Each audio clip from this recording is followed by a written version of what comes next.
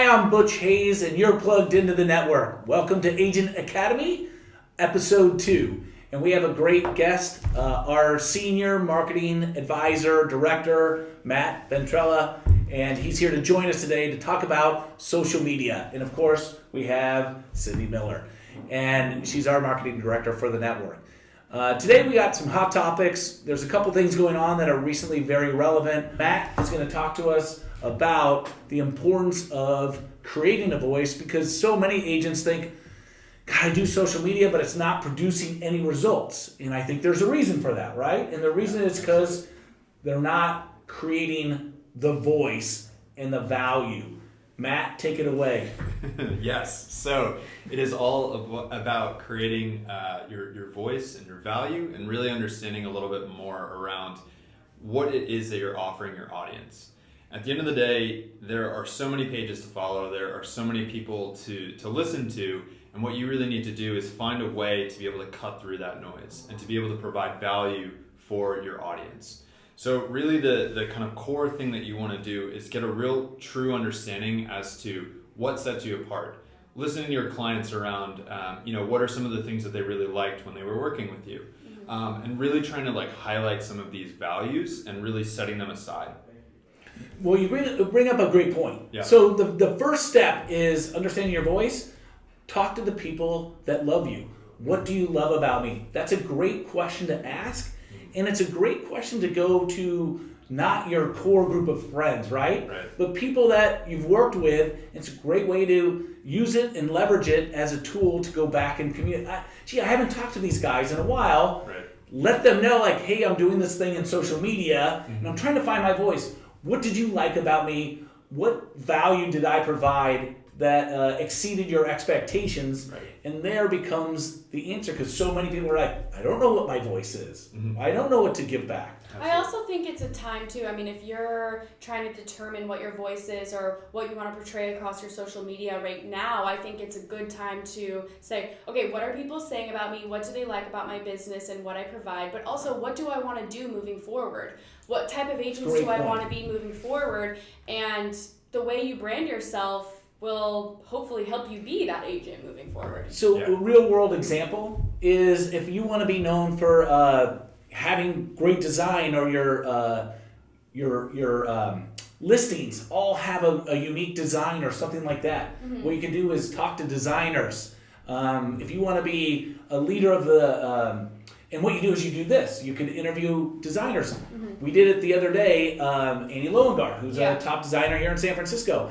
She loved the interview so much. We just did it on an iPhone with a mic. And she loved it so much, she posted it on her website. All of a sudden, her clients, she sent it out on an email to her clients. There was about 300 or 400 clients. About 20 people that were her clients that I knew called me and said, oh, great job, and oh my God. Yeah. It's just a reminder. It's using those types of things. Or you might be a community leader, and so you understand the new restaurants. Again, we've done it at the Virgin Hotel. Right. Virgin Hotel opened up a brand new hotel. We walked in there, we said, hey, we want to do this thing. They're like, what? They were really confused at first. Yeah. And as soon as we shot 3 scenes, and you can grab a friend, make it fun. I'll tell you, one of the other really exciting things that you can do is there's a lot of college kids out there that are dying for projects. You can put an ad out for the local college near you and say, to all those that are in filmmaking or want to get into advertising, come help me shoot this. Yep. And they'll die to do it. And then they get to put on their resume, I worked for Compass. These are just great ideas. You can interview new restaurants or this neighborhood. One of the agents on our team, she's done a phenomenal job saying, I am the go-to gal for this certain neighborhood. Yeah. And so she posts up in the neighborhood. All she does on her social is post about that neighborhood. Some agents may think, oh, I'm pigeonholing myself into this one neighborhood. People may not think of me if they don't live in that neighborhood, but she has been able to be so successful in the neighborhood that she wants to be, because that's what she portrays across her social media. She's the queen of this neighborhood. She goes there for breakfast every day. She takes all her meetings out of there. She hosts open houses every single weekend in that neighborhood, no matter what. And she's portraying that on her social media. So now when clients of hers or potential clients of hers think of that neighborhood, they're like, oh, Michelle Pender, she's the girl. That's her value, you Right. know? And that's it. That's how she has branded herself, so that she is that go-to person in that specific neighborhood. Right. And really, that's it. At the end of the day, you want to be known as the person to go to for a specific topic or a specific neighborhood or something like that. It's tying in your brand, it's tying in your value to that specific subset of people. And I think Butch was talking a lot about doing videos, but some agents are scared of that. People may not be, comfortable on camera, or they may not have the time to take the videos, but you don't have to do just videos. You can get photos done, you can take all your meetings out of a specific area and post about it. Like there's again, I'd like to bring real world examples. Yeah. Is if you're gonna do just pictures, do before and afters. Right. A great situation to do before and afters, and then you can also do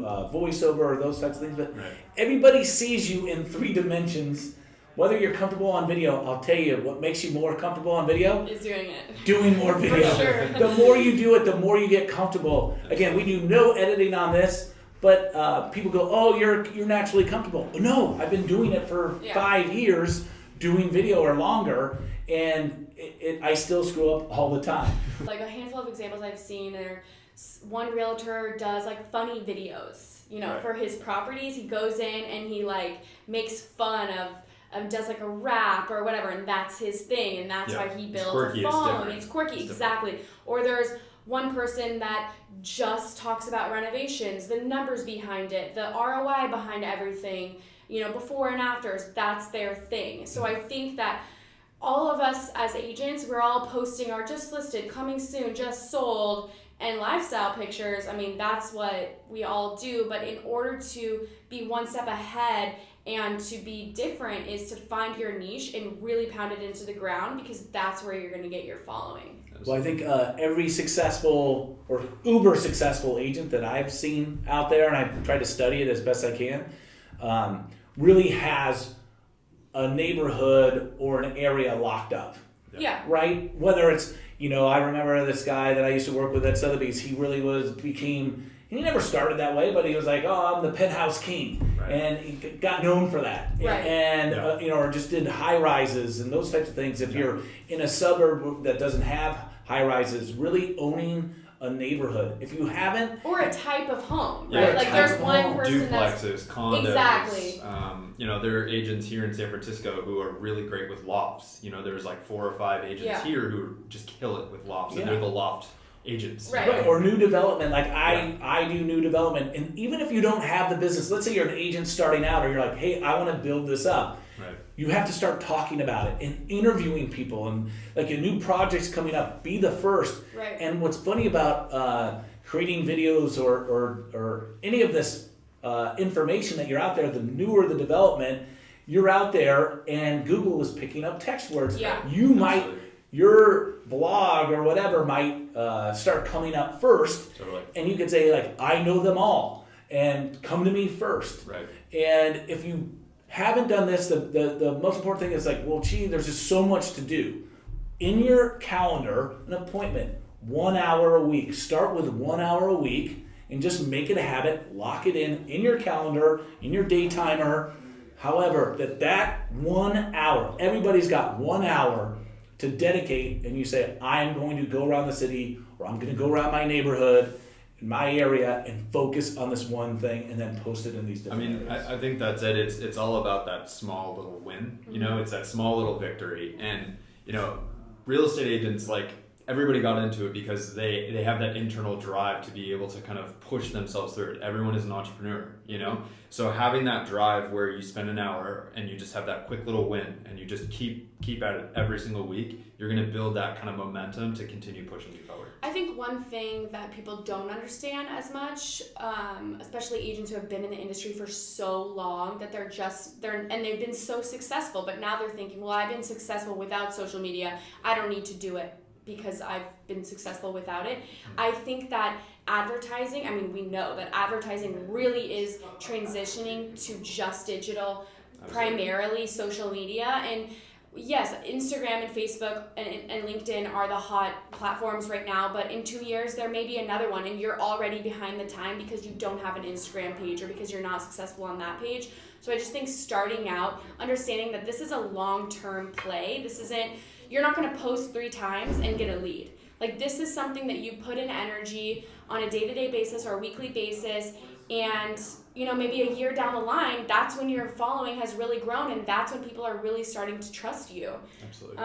Which I think, great point. Great point. This is a marathon, not a sprint. Right.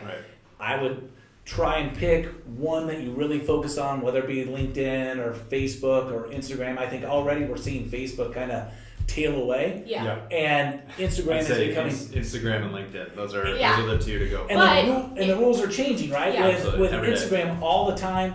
I really like LinkedIn because not too many people know how to use it. Right. One of the mistakes that I see every agent out there, I go on their LinkedIn and they don't have their phone number and email in the very first opening page. So what they're doing is forcing people to have to connect through LinkedIn. Yeah. People want to get a hold of you. Make it super easy. LinkedIn spends a fortune doing SEO. Mm-hmm. Make sure it's really easy. Yeah. I can't believe some of the really top brand real estate companies out there make it, I won't say their names, but it shows you how behind the times they are. They make it impossible for you to contact them, right? You have to fill out a sheet just to get their email. Yeah. That's crazy. Right. Going off of that, moving towards Instagram, I think you need to do the same thing on your Instagram bio and almost think of your bio as keywords, because those things are searchable. What you put in your Instagram bio is searchable on Instagram. So make sure, if you're a Seattle realtor, make sure you put Seattle real estate. Don't just put your name and that's it. Put your phone number and emojis. Yeah, like put what you are in your bio, and obviously make it a business page and put your contact information there. But remember that your bio is searchable, so what you put in there is very important. Yeah, and I wanted to say too, Butch, that's a really good point around SEO. So LinkedIn is a very, very high performing website when it comes to SEO. Mm-hmm. If you have an optimized profile on LinkedIn, it'll usually be like the second or third thing that comes up when someone searches for your name. So it's a very sticky social media and something that is definitely worth the investment. If you get nothing else from today, it's really, how do I get my voice? How do I just start a plan? Right. The journey of 1,000 miles starts with a single step. It really Absolutely. is. Is the content pillar thing just a San Francisco thing, or is that Compass nationwide? Content pillars is just a general idea in the world of content. Pitching that to, I know you guys. So basically, Compass tells agents. Let's talk about pillars. Yeah. So when you're determining your voice, when you're determining your brand, what's your value prop? What do you give to your clients and your potential clients? Once you determine that, you then can organize it in 4 to 5 to 6 pillars, content pillars, and that's what you're posting about. So let's say your pillars are, lifestyle pictures of you and your team, your listings, neighborhood content, and before and afters. Those are your 4 pillars. You're going back and forth between posting all those 4 things. That's what you're doing all the time. Don't veer off and post random things. Like, stay to your voice and post about those 4 things on a consistent basis, and then that will build the trust in those 4 things. Right, and that's it. It's building that, again, going off that like marathon analogy. Yeah. It's the long game, right? So what we're doing is we're building up content over time in specific swim lanes, because what we're doing is we're showing our specialty in specific areas. So if someone were to go in and see, wow, okay, they have a ton of different construction before and afters and construction oriented content, great. These people really know what they're talking about. If I'm a construction client, I want to contact them because they have shown this specialty in this specific area. And even if you're not a construction client, you still want to talk to them because they know the numbers and whatever. So everything kind of goes together. Experts. Yeah. Right. It's everything about the house, right? And notice, like with construction, like that's a hot topic because construction costs, because of the tariffs, have gone up. Construction costs are expensive. You might interview once a month contractors and say, what's going on right now? What's the pulse of the market? Is there a lot of construction going on? Is there a little construction? What are the things to avoid? What are the typical pitfalls? And you can have these different interviews. And again, if somebody's Googling that contractor, your information might come up and they're like, oh, I want to talk to that guy, or I got value out of that. Yeah. I look at too, it can be as simple as dogs. There's agents that really work. Totally. The dog network, like, here's the latest update on being a service animal, or all the dog parks in the neighborhood. Dog parks in the neighborhood. Yeah. You could be the school aficionado, and you talk to different principals at different schools in that neighborhood and say, why is this school the best? And then you can go out there and say, in your open houses, you have a sheet like, if you're talking about schools, go to my website. Mm-hmm. Right. All these things add more value. I think if anything you take away from the social, especially if you're new on social or don't fully trust it, it's just find your voice, find your value prop, determine your content pillars, and when you go out there and you're doing those things, a part of your content pillars, get that content. Take those photos, take those videos, and post it. Even if you don't think it's professionally done or edited or photoshopped or whatever. I mean, just post, try to post every single day, and your engagement will go up. And we can do another video about engagement and advertising. That can be kind of a part two of social. But Thanks, Matt. Thank you so much, Absolutely. Matt. Appreciate it. Of course.